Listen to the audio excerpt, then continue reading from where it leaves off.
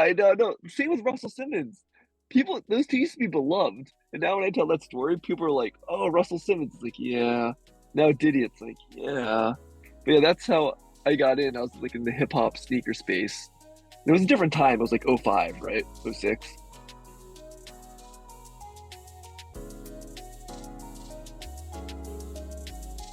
Welcome back to Worldie Unboxed, the Founders Edition.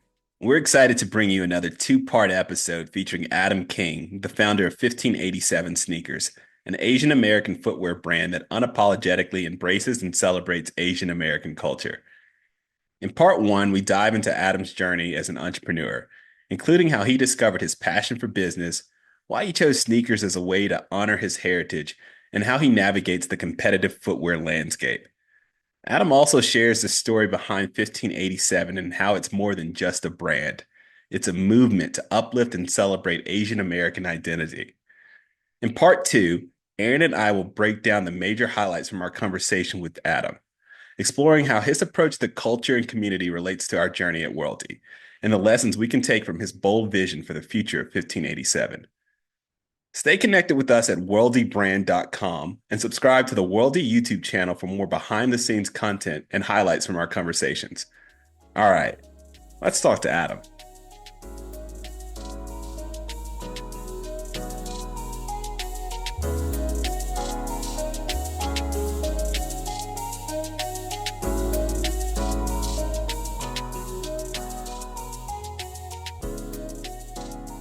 Just starting out, what's your background and how did you get into the footwear space?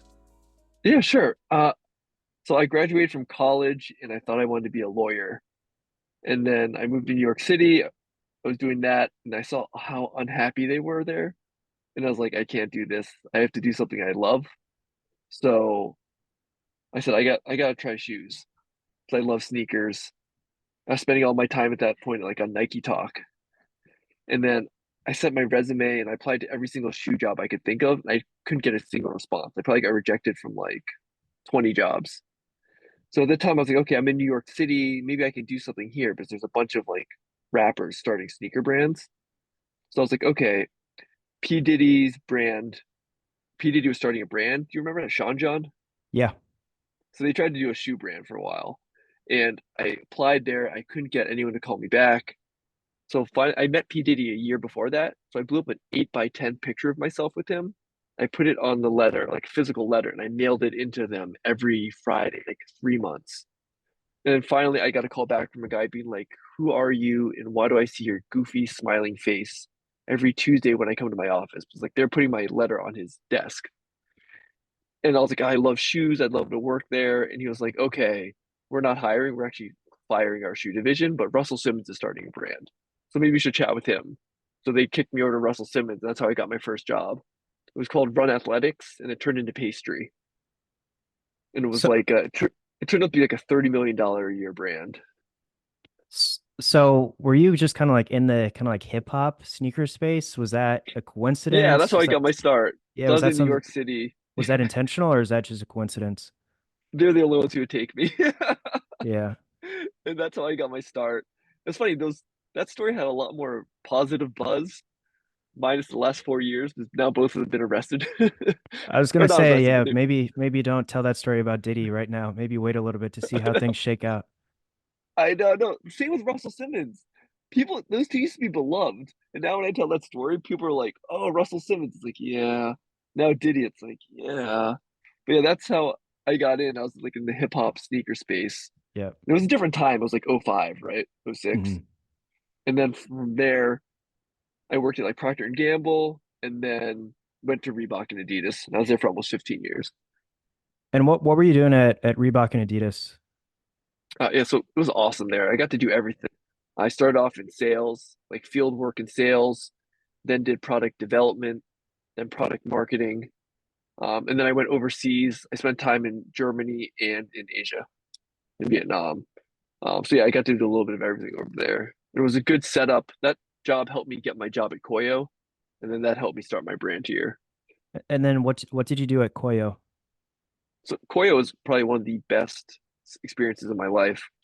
I mean, for years I said I wanted to join a startup, but I had never I don't know, I didn't know how to go about doing it, right? But it's like, well, it's the challenges you running into now. It's like the same thing. It's like, where do I start? It's like, oh, so overwhelming. So I was like, why don't I get some practice first? So when I joined Koyo, I think they were like $1 million-ish brand. And then we had explosive growth there. And in almost 2 years, it was up to like 8 million. Um, and then, so there I started as just a product developer. And then when I left, I was head of all product. So it was like logistics, manufacturing, materials, design. So that was really good. That was an awesome experience. And Koyo, is that kind of like luxury sneakers? What's their kind of like unique angle? So yeah, they launched, it was a different time, but they launched in like 2014 or 2015. It was like direct to consumer luxury sneakers, kind of like common projects, but D2C. But like at that time, D2C was the special thing. Like it was like Warby Parker, Greats, Allbirds. It was like Yeah, that was that like yeah, makes the special thing. Now it's makes not special, but at the time it was. It was yeah. like we're gonna do marketing on Instagram instead of Google, instead of CBS. Yeah. It was like revolutionary at the time, but now Yeah, we talked to the owner of or the founder of Taft, and he was telling us the same thing. Kind of like back then, all you had to do was just show a little graph, like direct to consumer graph in terms of like, okay, this is what the middleman is charging you. By cutting out the middleman, you save this much. And then that was like the only kind of like marketing or advertising you had to do. And then shoes would kind of sell themselves. yeah, I mean things have gotten so much more. The acquisition cost has gone skyrocketing since then. But yeah, at that time it was like a big deal because Procter and Gamble, Doritos, those guys, the big guys weren't using Instagram. People didn't realize like how much people shopped on there. Yeah. And what did you kind of like learn working at a startup versus a big corporation like Reebok or Adidas, and kind of like how did that change the way you think about the footwear space? Yeah, for me it changed everything. I didn't realize how much at Reebok and Adidas, how much support you have. And there you come up with ideas, and then usually for the most part, someone else has to execute a huge part of that idea, right? So to start at a startup, it's an idea is like 5% of the importance, and then the rest 95% is execution. Then any idea you have to pretty much do it. So it probably took me the first 6 months of my time at Koyo to like unlearn everything I learned at corporate. Like at corporate, I could be like the type of manager I was at corporate. It was more like, let's like more of an even hand, let things play out. Let's not do anything too drastic. Like let's not be crazy. Like a more measured approach. In a startup, you have 6 months, you have 18 months of runway, right?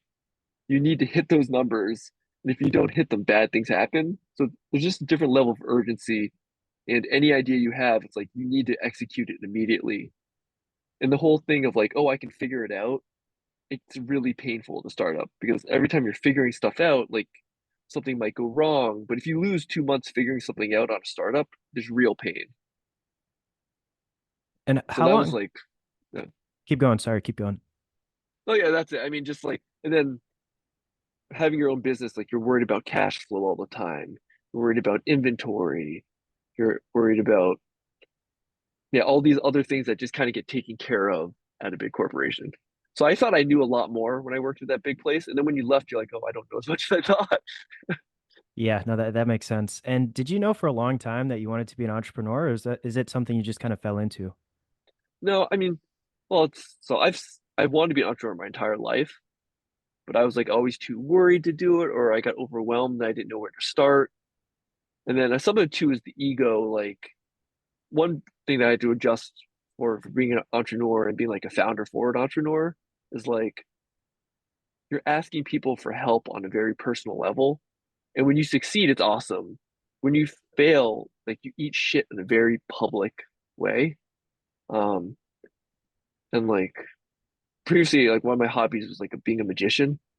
And I always joke people love nothing more than a failed magician. Like somebody trying to do a trick and you mess up.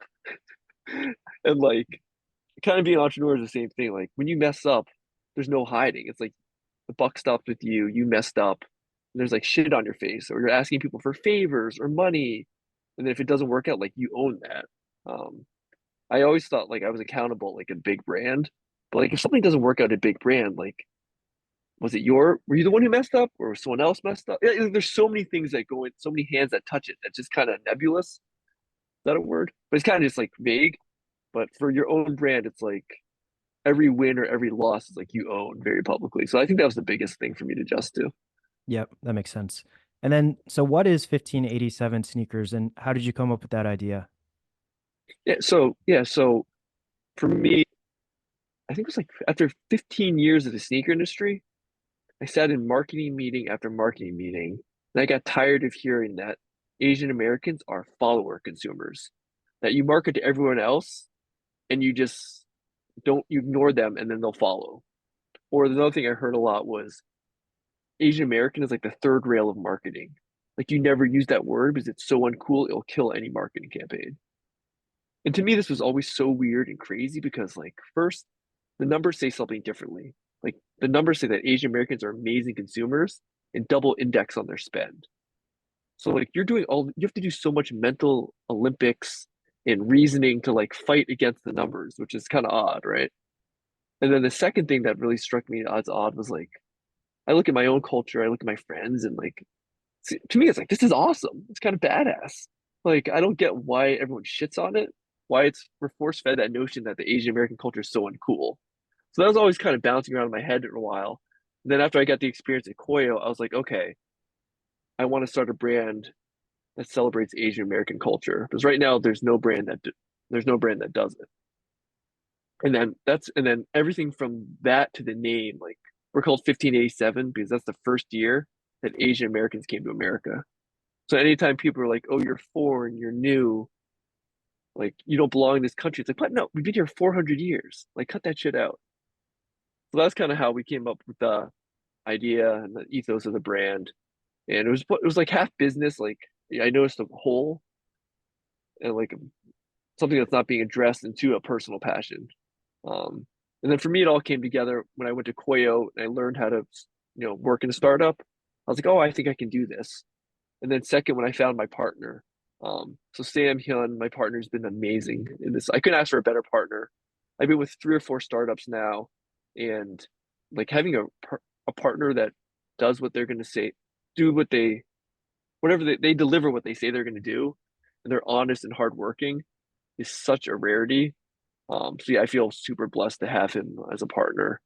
I always tell people like for startups, 90% of what when I talk to people, 90% of what people say is like bullshit. Like they either don't follow through or there's like it's not true. You know exactly what I'm talking about. Like in this space, like if I see another like quote angel investor, if they have that in their LinkedIn profile and they want to chat, you have no idea if that's true or not, right? That could mean Yeah, anything. So yeah. like in our space, it's like the Wild West with that stuff. So having a really good, reliable partner who's awesome at what he does, who has a different skill set than me, is like such a blessing. Um, so yeah, that's kind of the short story of the brand and how I came to find my partner. So it sounds like the problem kind of that you're solving is you said there's no brand that celebrates Asian American kind of like culture and heritage. Why did you Yeah, decide to address that with shoes versus any other kind of product? yeah. So weird. So I was part of the problem for a while because I worked at product and Reebok and Adidas, but so many times if you look at old marketing campaigns, they would take Asian American ideas be like, okay, the color scheme works really well for colors and materials, or the story is really good. But they would never call it an Asian American story. They always put it through the lens of like hip hop, skateboarding. And you look at old campaigns, it would be like hip hop and hot pots. They always had to put through another lens. And I was like, do we really need to do that? It feels like insulting. It feels inauthentic. And there's a lot of Asian Americans buying sneakers. I think they like their culture enough that we don't have to put it through that other lens. So I kept seeing that. And to give you an idea of how widespread that was, Jeff Staple was the first person to do like an Asian American themed shirts. And that was like 3 years ago. He's been loud, proud, and Asian American and a heavyweight for what, 20 years now?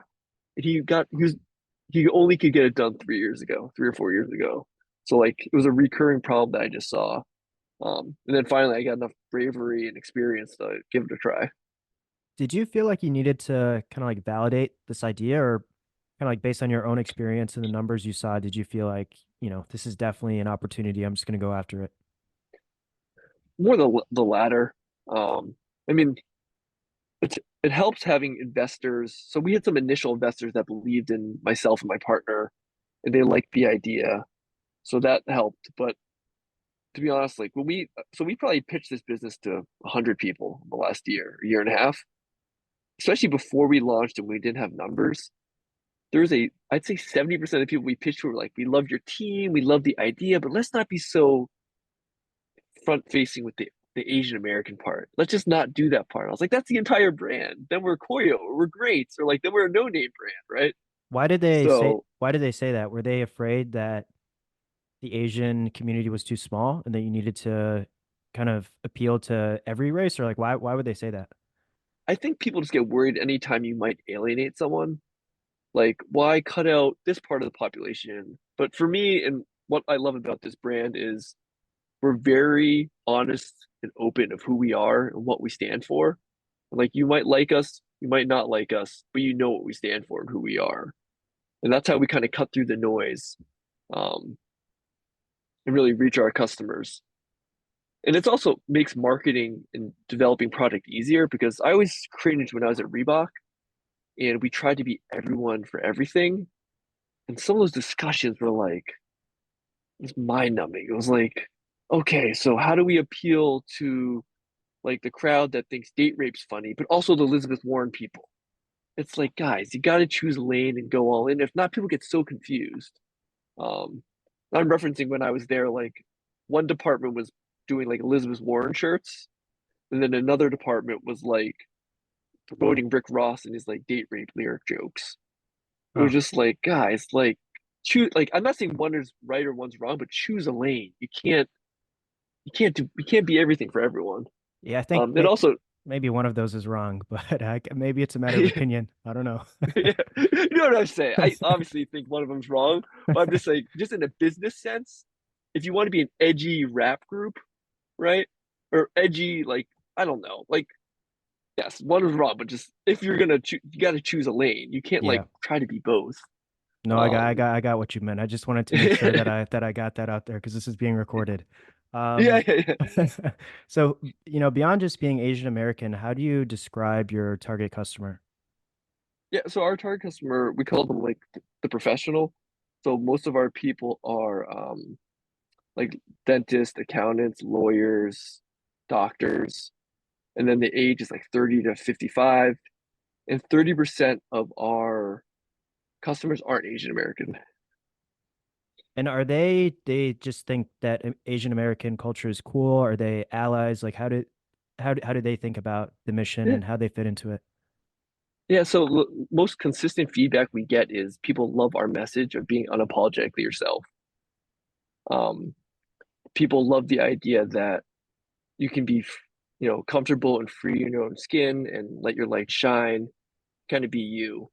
And we tell that story through the Asian American experience, but kind of the whole theme of our brand is being unapologetic yourself. And that's proving to be a universal theme that people really like.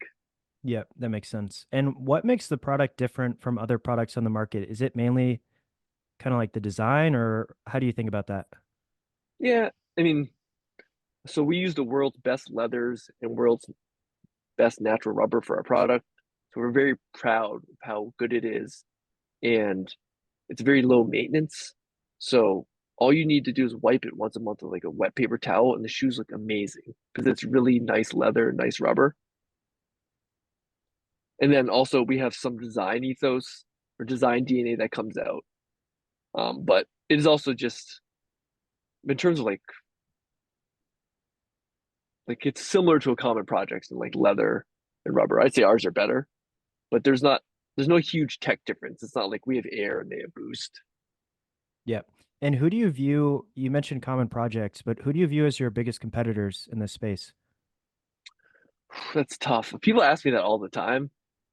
Right now, as the first Asian American brand, we don't really have any. I mean, I think there's some like common projects, maybe Koyo, Greats. You can even see like Nike and Adidas, but like right now, no one's playing in the space we're playing in. And then how It's do you a, keep going? Sorry. oh yeah, I meant like in terms of like marketing. Yeah. And then how do you respond if someone says, maybe they don't say this, but this is something that we hear a lot, like what's to stop a bigger company like Nike or Adidas to just see what you're doing, think it's a good idea and copy it? How would you respond to someone who says that to you? I think for all shoes, any brand can do that at any time, but it's really difficult to do that authentically and to do it better than someone who's already been doing it for a while. So like Adidas has the tech to easily make Air product, but they don't do it because they would have, Nike owns it, so they would have to do it at a higher cost to make and sell it at a lower price. So yeah, I'm not overly worried about that. Like if Nike made their own Asian American division, they started doing that product, that'd be worrisome. But then they've been doing it less time than us, and they'd have to do it in an authentic way. I think would be tough. Yep, for sure. And then just in general, how do you think you can beat bigger companies in the footwear space as a startup? I think it's being laser sharp on your message, who you are, being authentic, because it's really hard for big brands to be authentic. Yeah, I think those are the biggest things, like know exactly what you stand for and who your customers and be laser focused on that. Makes Especially on the sense. back end. Yeah, especially on the back end with like the algorithms and meta and like Google marketing. The sharper you can be on those things, just you're that much more efficient. And then what do you want customers to think of when they hear 1587 sneakers? Sure. I want them to have a positive association with Asian American culture and then to be empowered to be unapologetic yourself. I think we all have that feeling when you're feeling good about yourself, you're feeling comfortable, you have an idea, you kind of shoot from the hip, you say it, you're in that safe space where you're just like you're comfortable with everyone around you and you're comfortable with yourself. And I think that's a feeling we want people to replicate and have all the time. The flip side, the worst is like when you're unsure, you're not sure who your friends and allies are, and like you're overthinking things. Spending all that mental energy, like replaying things in your head, is like to me the worst. Yep, for sure. So walk me through the product development process. What was that like? Was it easy for you given that you had this kind of like background in footwear, or were there a decent amount of roadblocks? Uh, so that in terms of this business, it was probably the easiest part, just because I was so comfortable with it. I came into it. We had a designer that I think was amazing, or is amazing, that I've worked with before, and also we had the same factories we used before, same suppliers. So that part was relatively easy. Like there's always some speed bumps, but there was nothing that caught me by surprise or I had to learn. Little things, but nothing major. For us, the biggest learning was just how to get your content activated, learning about a website. How do you improve conversion on a website? Um, how do you do I just learned what accrual accounting was for your books, right? So something I didn't have experience with was for me, the bigger roadblocks is like I know we can make amazing product, but how do you activate it? How do you get influencers to wear it? How do you get your ads to stick and convert? How do you get the traffic to your website? And once they're there, how do you convert them on your website? I didn't, I guess it was probably a little naive, but I didn't know there was so much science on like a website, right? Hmm. Like for every picture, you want to tint it gray for all product pictures. So like looks a little better on your phone. Like how many letters you use so you get the most on the phone, but you can still read it. Um, what people like and don't like. When we hired a consultant for our website, it really, really helped. Um, it really helped. So yeah, all that stuff for me was like that was the biggest learning and the biggest hiccups was just navigating that portion of the business. I guess the marketing or the website or whatever you want to call that was the biggest one.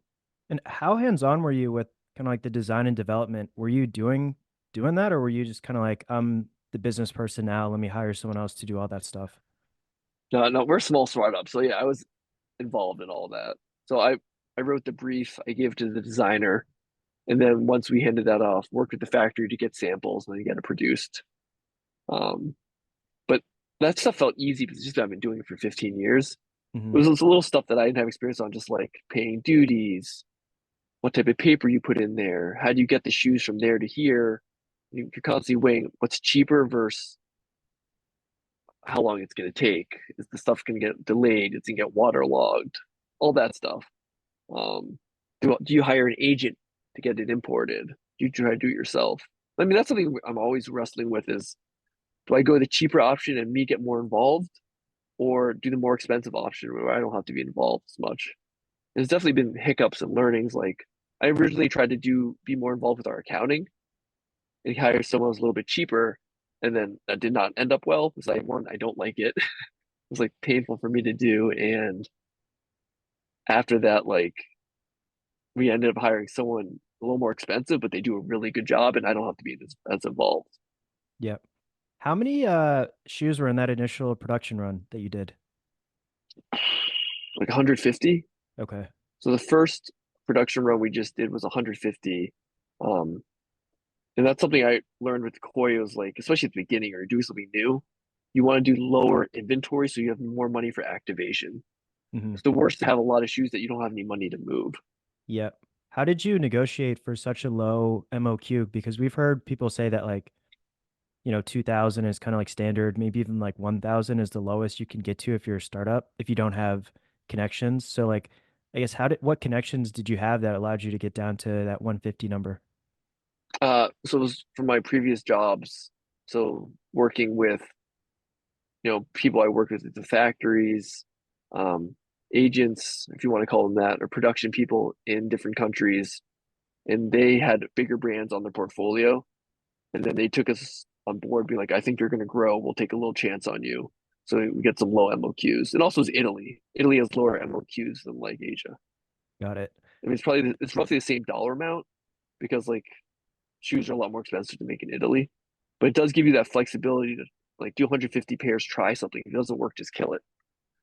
Versus Asia, you pay the same amount. If it doesn't work out, then you're stuck with like 1,000 pairs of shoes. Did you know how hard it was going to be to be a startup in the footwear space before you started or no?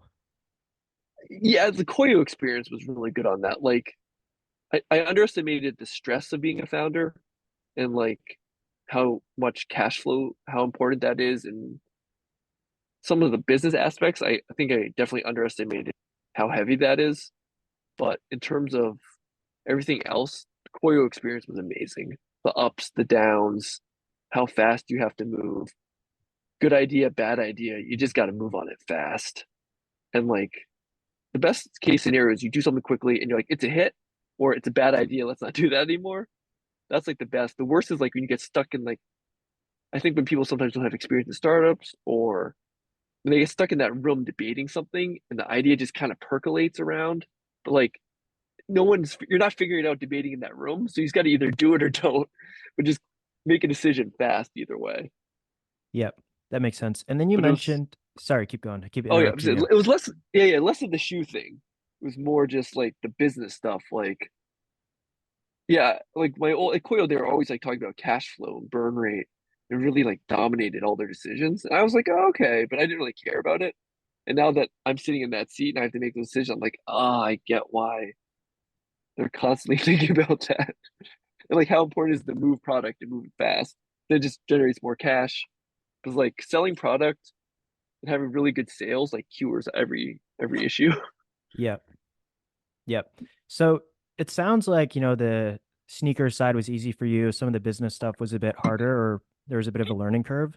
What would you have done differently if you're doing it now? Was it just kind of like you needed to go through those growing pains, or could you think about the team differently or something to kind of like make that process a bit easier? I mean, in a perfect world, I would have either hired someone or brought on a partner who specializes in like website conversion, Google Analytics, Meta Business Analytics. It was like just a beast in doing that. Uh, like luckily we hired some consultants that really help us with that now. And I'm not trying to do that on my own anymore. But just like it was like a three-headed monster or beast or three-headed whatever. Like my one partner is really good at like getting in speaking with investors. He's really good at social media. He's amazing at PR. I'm really good at the product stuff. But yeah, to have that third person who's like a hybrid of between a CFO and a online marketing analytics person would be perfect. And who do you have on your team? I know you mentioned your co-founder. I think you said his name was Sam, but I think Yeah, yeah, you have other co-founders too, right? yeah. So it's Sam Hyun and then Jose Vargas are the two co-founders, and then we have Stephanie on our team, and we have Andrew. And then I guess those last two people, what roles do they play? Yeah, so Stephanie does all our online marketing. Sorry, no, I think about all our social media stuff.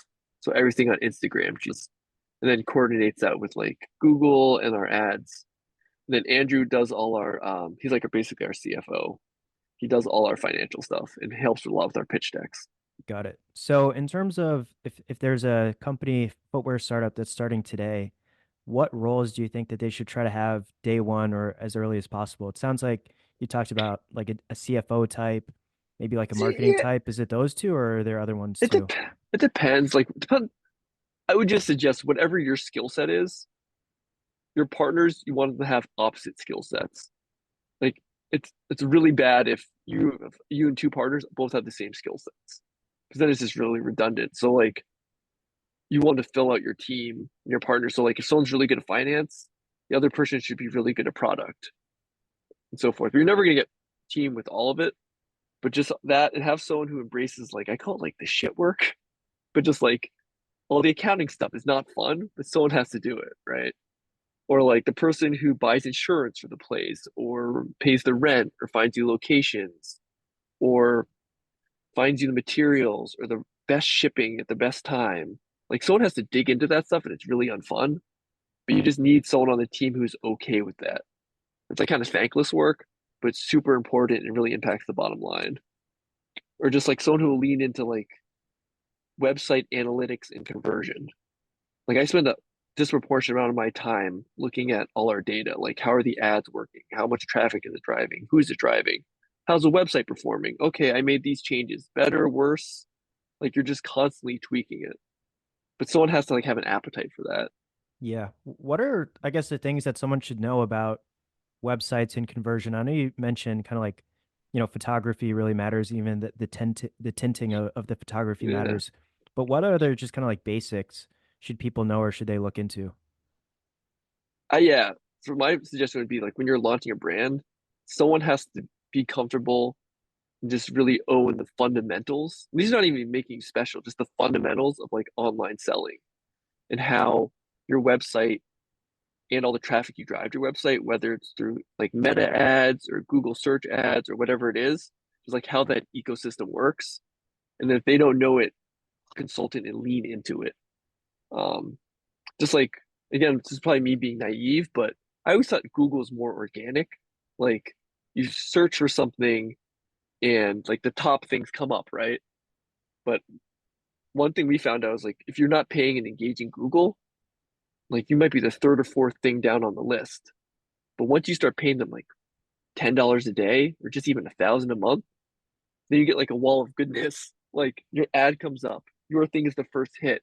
Your YouTube videos about you and Instagram things like good about you come up, all the nice articles. There's like this wall of like beautiful things, and then all these options to buy. But like you don't get any of that if you don't engage them. So just Y- like someone who just understands that ecosystem and again, it's not even making you good at it, just like the bare minimum. So when you start doing all your other things that make you special and you get traffic, you actually capitalize on it. Because like if your conversion rates, I'm making this up like 1% or 0.75%, that 0.25% is a huge number when you're getting like 20,000 visitors a month. Yep. That makes sense. And you mentioned kind of like how important it is as a startup founder to think about conserving cash and moving product fast. Have you Are there any kind of like secrets to that you've recognized, or is it just kind of like you got to do everything right in order to move product fast? Like have a plan and have someone on your team run the numbers. So like don't live a la la land of like, oh, I'll sell like I sold this much. That's good or is that bad? Like you need a plan. So like to do whatever your goal is, I need to move this much product. Well, sorry, take a step back. This is my goal, whatever the number is. I have to have X amount of product to hit that goal. I have to have X amount of money to activate the product. I need to move this much to make this much product. Like it all has to work together. You have to have a plan and you have to have a plan to hit those numbers. You can't just like go into it being like, I'm just gonna do my best and see what happens. It's like very regimented. Like that's another part of the life is like I joke with people. I have a max of 30 days worth of happiness. So we have monthly goals. So every 30 days, like I am super stressed. So like the only time I enjoyed is like the last 5 or 10 days because I'm like, ooh, I hit my numbers or I crushed my numbers. I'm feeling good for the next 10 days. You're just like, fuck. But the ship's already sailed. Like I'm not gonna catch up. I missed the numbers. But yeah, my happiness only lasts or sadness only lasts 30 days. But Yeah, just that like makes work sense. with your team, have the plan. Because like for example, if you need to make, I'm making this up. Let's say you need to do 50,000 in sales 1 month, and then you only have like $5,000 to activate it, and then you don't have $50,000 worth of product. That's a problem, right? Like, yeah, your inventory, your marketing budget, and your goal have to like all be aligned. Yep. Have you guys raised? And if so, how much did you raise? Yeah, so we've raised. I always like to be clear on like what cash we have and then commitments. So we have commitments of 350, and that was our target. But we have 200 in the bank, and then commitments of 350. But I don't consider it real until the button gets clicked. Yep. So you're actively raising, is that right? Yeah, I mean we're finishing up the round, Okay. so our goal is just to raise 350 Hmm. um this by the summer, so that we've knock on wood we've hit it. So we're And not actively raising anymore. why'd you decide to raise kind of like now or in the like recently versus doing it at the outset? So we raised a little bit at the outset, but to be honest, it's really hard at the beginning without sales numbers. It's really hard to have a coherent conversation with someone about it because like at that point they're just betting on you, right? Without any numbers, it's like when people send those projections to investors, and like people always tease me like, Adam, you should make your projections more.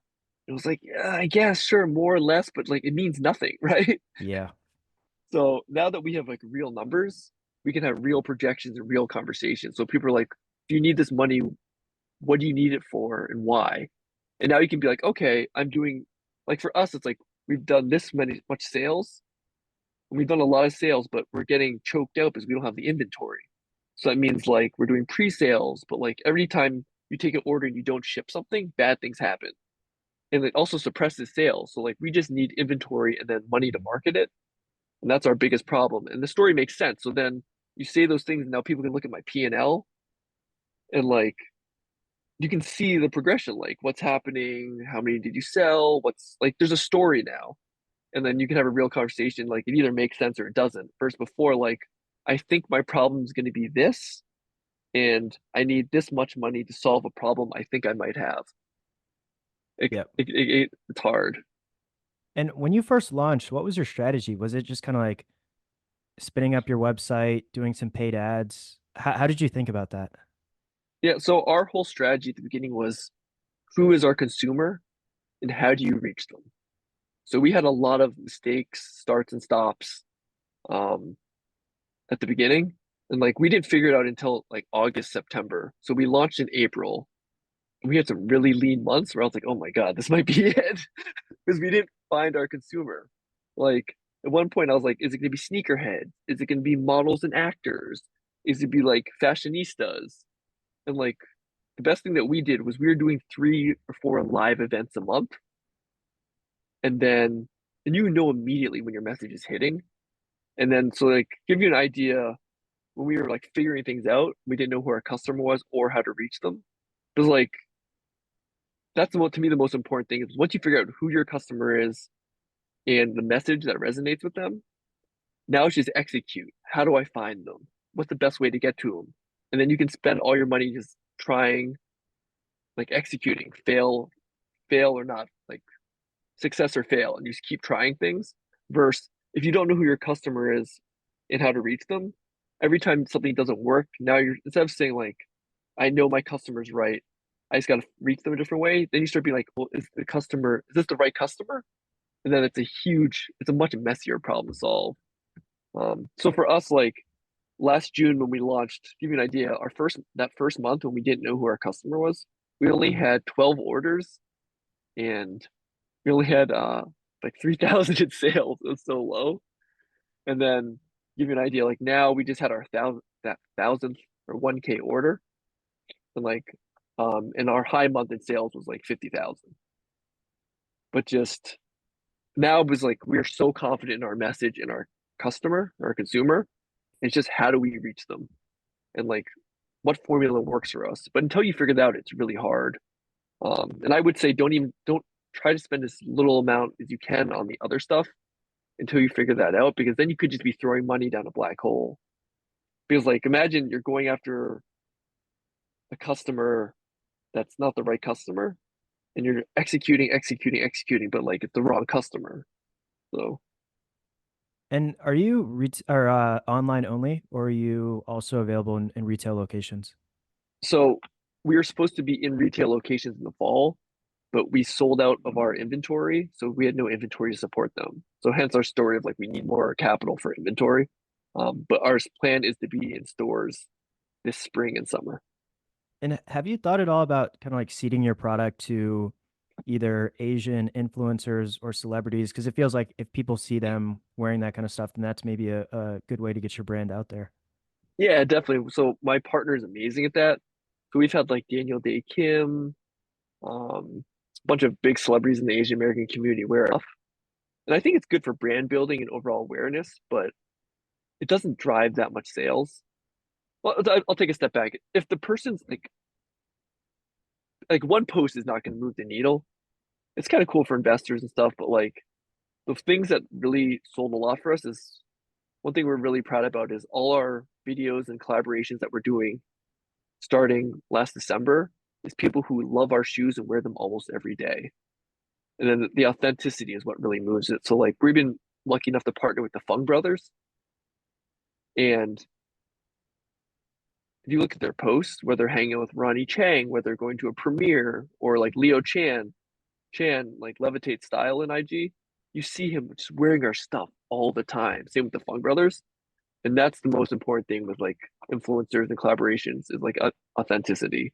Like people really see through the thing like when someone's endorsing a product that they've like never worn or eaten or used before, versus if people see the product, they endorse it and they're just constantly wearing it. That's a powerful thing.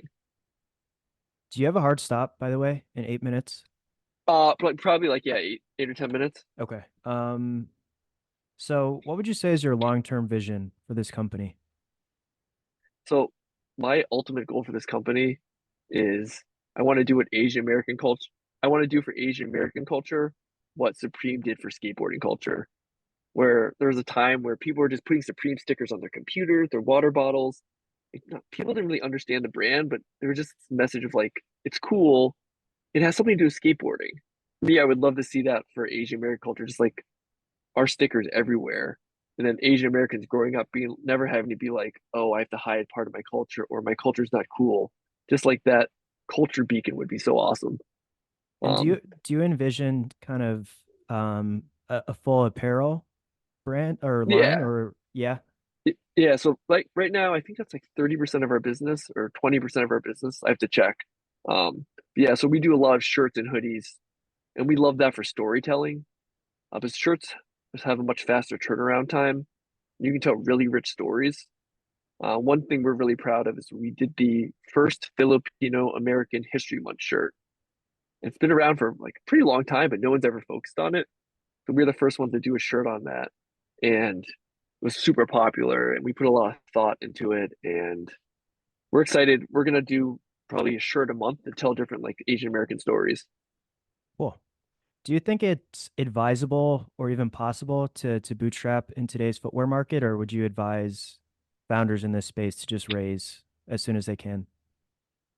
Depends how much money you have, right? And what your financial situation is, what your timeline is. So it's all about I spoke before about like having that numbers guy put up a plan for you. So whatever it is, just be realistic. Like if you don't like the money has to come. So if you want relief, what's that saying? It's either speed. I forget what it is, but like you can't have it all, right? You can't bootstrap, grow organically, and like you know, but then grow really fast. Like you just have to figure out what you guys want and then back into it. So I think you could bootstrap it, but just you need to get a day job or you gotta subsist in some way, right? Yep. But it'd be really hard to bootstrap it and have really fast growth and all those things. So I guess a kind of indirect answer just depends what your plan is, and then just work back into it and make it happen. But you definitely could bootstrap it the entire time. Um, and also it just depends what your definition of bootstrapping it is too, right? Because like Yep. if your parents help you a lot at the beginning, like childcare, investment, or whatever it is, that's kind of like getting an investor. It's just Yep. coming from a different source. Yep. Yep. Um, Yep. Okay, so so these last few questions we could just do them rapid fire, so maybe like 30 eh, seconds max a question. So, what's maybe one or two ways that you've seen the footwear space change since you entered almost like 20 years ago, right? yeah, I think before it was a couple big companies that just owned the voice in the marketplace, and now with social media, there's a lot more room for startups to come and own a small piece. It's very doable. So like the thing about the last 10 years, you have Greats, you have Koyo, you have Common Projects, you have Collegium, you have so many different brands that just came out of almost nowhere and like own a part of the market. I think it was really hard to do that before. When you only had traditional media, it was almost impossible to do that. And what's one thing that keeps you up at night about this business? I think it's always, for me, it's always cash flow and managing the finances. Like I find it's also just a personal thing. I find nothing more depressing. I find nothing more depressing than having like a whole thing of inventory that you can't move or sell, and you have to look at it every day, and it like taunts you. So I always want to be in the position of like I want to always be able to move the product and never be so like short and low on cash that you're doing desperate things that are like really bad for the brand, but you have to do them. It's my I guess that's my biggest nightmare is like, oh, this is totally wrong for the brand, but I have to do it because I have no choice. And some brands get to that. One of my good friends is a founder, and he's like, "Yeah, we took out some loans at one point, and we had to pay them back. We had to hit certain numbers, and we were just making decisions, short-term decisions we know are so bad for the brand, but we had no choice. So that's something I always want to avoid And if I can. what's been the hardest part about your journey so far? I guess the public nature of it, um, just if you win, it's great, but when you fail, you have to be super accountable and just be like, yeah, we messed up because X, Y, and Z. And there's no more hiding. Um, Before you could hide behind a team or circumstances, this time it's like I made the choice, I chose the direction. Everything we, no, my partners and I, every decision we make, we own those decisions. We did it. So it's not like, oh, I did a great job on the product, but sales and marketing did a bad job. No, you make those decisions. So I think it's just the public nature and the accountability. And what's been And the then most rewarding part? by far the emails we get from people. I get almost a couple emails a day just being like, your brand means so much to me. I grew up, being high, I felt like I had to hide part of myself, or I grew up being ashamed of being Asian American, or just how deeply our brand's connecting to people, and just like they share their life stories, and just like it's so amazing that you've given this part of my identity a voice. It's something I can be proud of. And one thing we love about your product so much is it's usually people in like corporate setting being like, I want to talk about my Asian American identity, but it's really hard because like in a corporate setting, you can't just be like off topic, be like, I'm Asian American and this is why it's awesome, right? It's kind of weird. But our product, like whether it's the apparel or the shoes, people be like, oh, what brand is that? Oh, cool. What does 1587 stand for? And it gives them a very gentle segue to talk about that part of their identity. Um, And what does success look like for you, either with this company, for you as an entrepreneur, or just in life? What does success look like? the thing I talked about before, the sticker thing, that will be my ultimate goal. I've seen it once. It's only happened to me once so far, but I would love to see it more. Is seeing our stickers out in the wild. So I went to an event and someone had our 1587 sticker on their guitar at like a concert. I was like, holy shit! And I didn't give it to him either. It's not like it doesn't count like I give you the sticker right now and you put it on, but like I don't know how the sticker got there. So I would love to see that on both Asian and non-Asian American people. Um, Having the stickers and just like our message getting out there. And what's one piece of advice that you have for entrepreneurs that are either early on in their journey or they're thinking about getting started? Come up with a plan like without a plan, the pain is just so bad. And so like our as a startup and as an entrepreneur, like your mistakes, there's a huge pain point when we mess up or lose time. Like what you were talking to me about before, like, oh, we lost 2 months on that. Like that kills and hurts so bad. But like come up with a plan to try to keep you on track as best as possible. And if you can, use always use references. And I would overpay with someone who's reliable versus someone who's cheaper that will suck your time. Because in a big brand, you lose a little bit of time, no big deal. For us, if like for example, if you're trying to launch and you're relying on someone to do your website, and now you lost the guy delays for a month, that's $30,000, right? I'm making that up, right? And that's cash flow. That's and then everything for me, everything has a number sign now. Like I know exactly what my acquisition cost is to sell a shoe and what my cost is to sell a shoe like once it's a repeat customer. So every time you lose time and money, you're just like, oh my God, I just lost X amount of shoes. I lost X amount of this. So just come up with that plan, do your best to like try to stay on it. And then time is the most important thing in terms of like, don't push back launch dates. Like if you can, this is the date. We're gonna launch. Do the best you can. Because like when you delay stuff, like only bad things happen. Like you run out of money, styles change, maybe your endorser gets arrested. Like you have like only bad things happen as more time goes on. And then also like when you have less money as time goes on, like your options get to be less. So now like you have a bigger problem with less tools to solve. Yep. So where can people find you, and is there anything else you just want to plug at the end of the podcast? Oh no, yeah, check us out on 1587sneakers.com or check us out on Instagram. You'll love our stuff. If you wear our stuff, these will become your favorite shoes. They elevate every outfit and they're very low maintenance.